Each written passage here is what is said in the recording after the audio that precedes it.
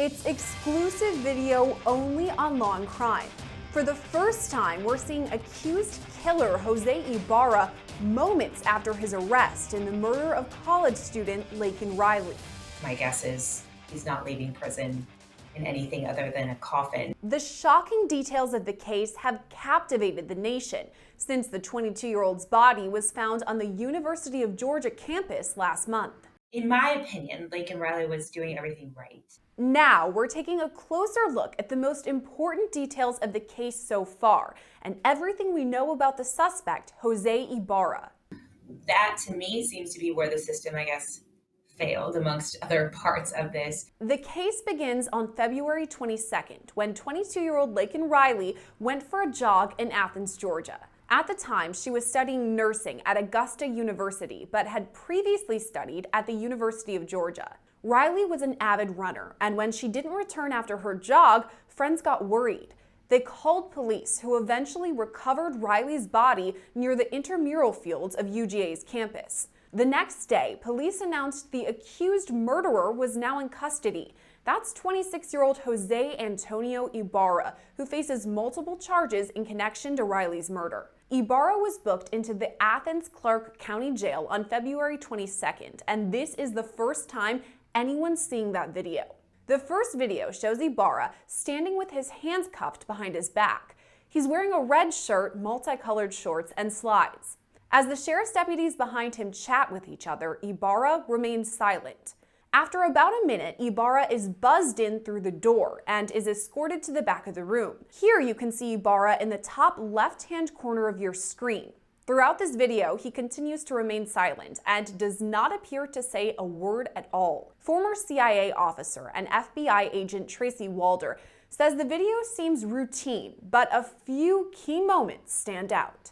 I mean, it's a pretty typical intake video. He's not being combative, at least to me. He doesn't seem like he's being combative. The fact that he's not talking also tells me he's not being verbally combative. Part of why he may not be speaking is that he may need a translator, and there may not be a translator present. I don't know what his language capabilities are. So that could be one of it. And two, he could be exercising his right to remain silent. I don't know the answer to that question. Also, part of this intake too, you have to realize that there's also going to be customs involved in this as well, simply because of his immigration status. So this is a pretty normal scene that you would see in an intake video. Ibarra was charged with malice murder, felony murder, aggravated battery, aggravated assault, false imprisonment, kidnapping, hindering a 911 call, and concealing the death of another. Last week, Ibarra indicated he will not seek bond. He made note that he does not want to seek bond. That's not his plan. Is there any reason why he wouldn't seek bond? Probably can't afford it and knows that he's not going to get it. That would be my best. Obviously, I'm being a little flippant there, but I would imagine he knows he can't make it. And I think this is a case where he will most likely plead guilty, and that there will not be a trial. That's my best guess. He knows that he's been caught. And so I think that's probably why. This wasn't Ibarra's first arrest either. After Riley's murder, a slew of Ibarra's past crimes came to light, including his status as an undocumented immigrant. Ibarra is from Venezuela and entered the U.S. illegally in 2022 at the border near El Paso, Texas. He was arrested and released. So I think some of the misconception is that we don't understand how this system works. And obviously, I'm not going to give my opinion as to whether I think it's good or bad. This is just the system that's in place.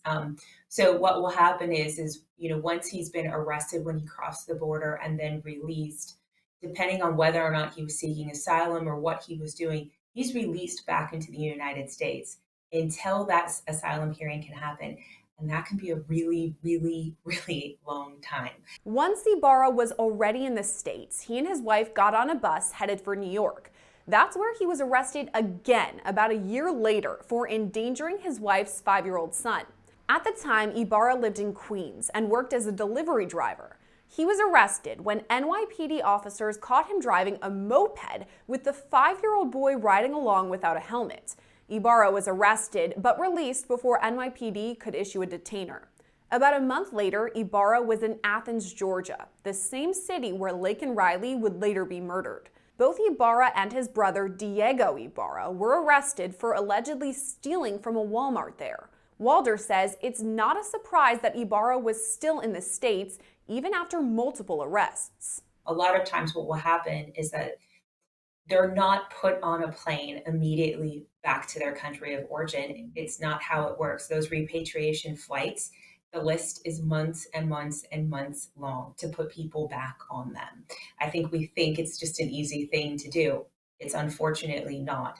And as a result, they almost have sort of like a probation status, if you will, here in the United States. So that to me seems to be where the system, I guess, failed amongst other parts of this.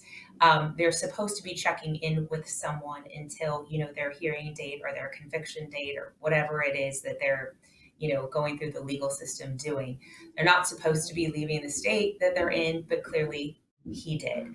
And so I think that's where this sort of broke down. And once he got into Georgia, my guess is they probably lost track of him there because he obtained basically a fake ID. For Ibarra, or any undocumented immigrant accused of committing a crime, a deportation would only come after they're acquitted or are convicted and have completed their prison sentence. And they have to serve the entirety of their sentence. Then they're sent back. So that's when he would be sent back to his country of origin. Is obviously, if he's convicted in this case, my guess is he's not leaving prison in anything other than a coffin. He'll probably get life. So he wouldn't be repatriated. But let's say he got 10 years for this, he would serve that time and then be sent back immediately. After Ibarra's arrest, additional information came out about his brother, including accusations that Diego Ibarra falsified a green card to get employment at the University of Georgia. Walder says Jose Ibarra's crime could mean deportation for his family. Is it possible that because of the crime here and we have his name circulating around, a lot of people are talking about it, that the government may pay more attention to his wife and or brother in hopes to having them deported? What would that look like for his family? Unfortunately, yeah. He just shined a massive spotlight, quite frankly, on his family. Obviously, his brother is going to be in some trouble for falsifying that green card. I think he was a dishwasher at UGA. I could be wrong. And so I think, he's looking at that, obviously, but I think his family as a whole is going to come under an intense amount of scrutiny and probably move up pretty high in the list in regards to being deported because they're not here legally. Meanwhile, Riley's murder has sparked a new federal bill spearheaded by Georgia Representative Mike Collins. The Republican pitched the bill as the Laken Riley Act that would increase penalties for undocumented immigrants who commit crimes, specifically theft or burglary. It would require Immigration and Customs Enforcement to detain these immigrants if they face those charges. I do think this is in reaction to Laken's death, but at the same time, there's been a couple cases up in New York where individuals have, shot victims in Times Square, and they too had robbery charges prior to the violent acts that they committed. So I personally think it's a combination of these different violent crimes that have been committed and asking for more sentencing, tougher sentencing in regards to burglary. So yes, obviously, in my opinion, her death made this move faster in terms of the law, but I do think that multiple states have experienced issues like this, and so it's probably a combination of all of it. Several weeks removed from Riley's murder, Walder says there's still investigative work to be done. Is the investigation likely still ongoing and they're gathering more information? What would it look like a couple weeks out? I think what it's going to look like a couple weeks out is the kind of DNA forensics, blood forensics, hair analysis, those kinds of things, because that takes just longer to get than, looking through someone's cell phone and sort of that digital evidence. So I think that's probably the stage that they're at now, is they're starting to get that information, which will help to hopefully make their case even stronger against Jose Ibarra. Since her murder, we've learned Riley's phone called 911 during her attack, and that her cause of death was blunt force trauma. Investigators believe Ibarra used an object to hit Riley's head, but we still don't know what that object may have been. Details like these are what the public could expect to learn in the near future. And as far as Laken's death and the investigation, we've talked about the DNA, things like that. Are there any more big things that we as the public could expect to learn in the coming months or weeks? My guess would probably be motive. Was his motive robbery, which we discussed, or was his motive sexual assault, or was his motive just because he felt like being violent that day? My guess is that will start to surface in the next few weeks. And Walder says it's not uncommon for women to be attacked like Riley was when they're out for a jog. Yeah, so just some statistics from Runners Magazine: 43% of women have been harassed just this year alone and assaulted while running, and only 4% of men. So, in my opinion, this seems to be a running while female problem, and that's highly problematic. While there are precautions to take in order to stay safe, Walder says Riley did everything right. For me, I like to run. I run all the time. I personally don't wear earbuds. I never have. I know that's rough because we like to get into our favorite podcast, but in my opinion, it sort of helps us really know our surroundings. Other things I do, I carry a birdie alarm, which you sort of pull and it gives your geolocation and calls 911 immediately. It's small and you can kind of put it in your pocket. And I also sadly run with pepper spray. I think this is the reality of the world that we're living in. I also always have my phone on me too, so you can see my location. But I think it's a reality, and it's something that we really have to think about. But again, I really want to stress that I really feel like Laken did everything right in a situation like this. I don't like it. Some other folks are sort of talking about things she could have done differently, and I don't think that's fair to a victim. And it really does seem to me like she did everything right.